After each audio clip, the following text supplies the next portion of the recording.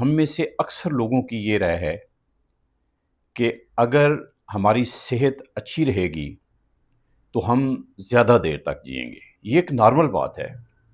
میں اس کی نفی نہیں کرنے جا رہا، اس کی نفی نہیں کر رہا،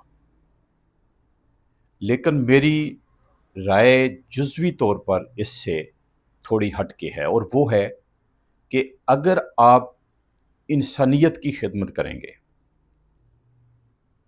دوسروں کے ساتھ بھلائی کریں گے، بھلائی کے کام کریں گے، تو پھر آپ اور بھی زیادہ دیر تک زندہ رہیں گے۔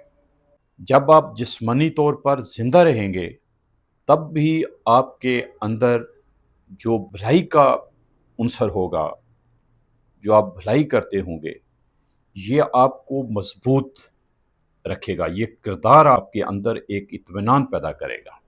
اور پھر جب جسمانی طور پر آپ زندہ نہیں رہیں گے تب بھی لوگ آپ کے کردار کی وجہ سے آپ کا ذکر کرتے رہیں گے، آپ کا ذکر ہوتا رہے گا، اور آپ ان لوگوں کے دلوں میں زندہ رہیں گے۔ ہمارا ایک مسئلہ شاید یہ بھی ہے کہ ہم نے خلوص کے ساتھ دوسروں کی مدد کرنا نہیں سیکھا۔ ہم بھلائی کے بظاہر کام کرتے ہیں، لیکن وہ بھلائی کے نہیں ہیں، وہ ایکسپلائٹیشن کے ٹول ہیں۔ آپ دیکھتے ہیں کہ رمضان کے دنوں میں دسترخوان کھل جاتے ہیں، رمضان کے علاوہ بھی بے شمار دسترخوان ہیں، کھلے ہوئے ہیں، بے شمار تنظیمیں ہیں جو کام کر رہی ہیں۔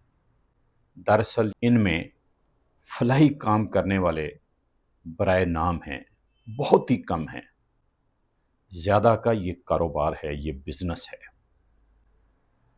فلاحی کام جو ہمیں بظاہر فلاحی نظر آتا ہے، پاکستان میں وہ فلاحی نہیں ہے، وہ کاروبار ہے، وہ لوٹ کھسوٹ کا بہت اچھا نظام ہے، کاروبار ہے۔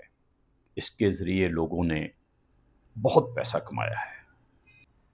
تو ایک ہماری جو ضرورت ہے وہ یہ بھی ہے کہ ہم اپنے رویے میں، اپنے مزاج میں، اپنی سوچ میں دوسروں کی خدمت کو جگہ دیں۔ بہت شکریہ۔